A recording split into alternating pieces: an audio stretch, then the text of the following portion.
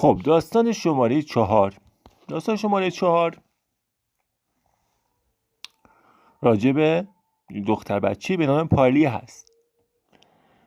قصد ما چیه از این داستان ها؟ قصد ما این هستش که شما 1. داستان فکاهی و طنز بشنوید. 2.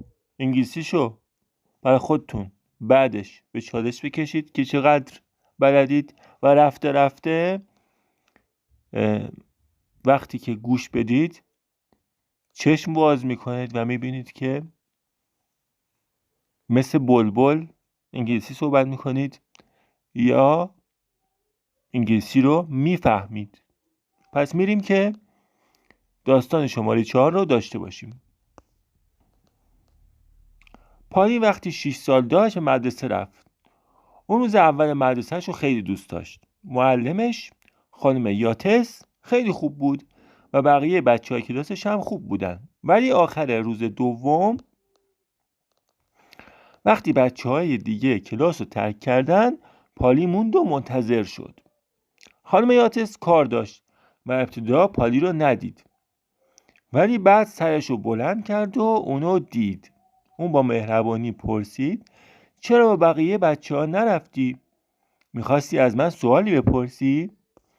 پالی گفت بله خانم یاتس. خانم یاتس پرسید سوالت چی هست؟ پالی پرسید امروز من در مدرسه چیکار کردم؟ خانم یاتس خندید. او گفت امروز در مدرسه چیکار کردی؟ پالی چرا اینو از من میپرسی؟ پالی جواب داد چون الان میخوام به خونه برم و مادرم این سوال رو از من خواهد پرسید. چون مادرش روز قبل پرسیده بود که امروز تو مدرسه چی کار کردی، نمیدونست باید چی بگه. بخاطر همین امروز رفته از خانم معلمش پرسیده که امروز من چی کار کردم که هر کاری خانم معلمش گفت این کارا رو کردی بره به مادرش بگه. خب میریم که متن اصلی رو داشته باشیم. Story number 4.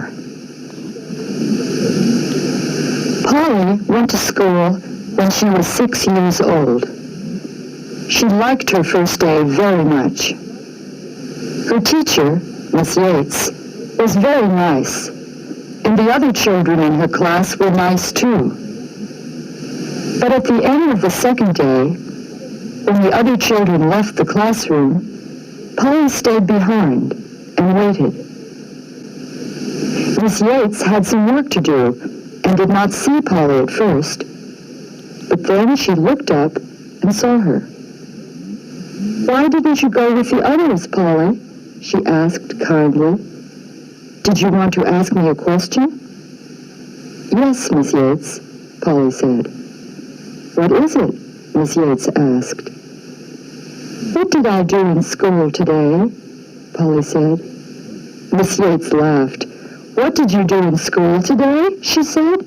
Why did you ask me that, Polly? Because I'm going to go home now, Polly answered, and my mother's going to ask me.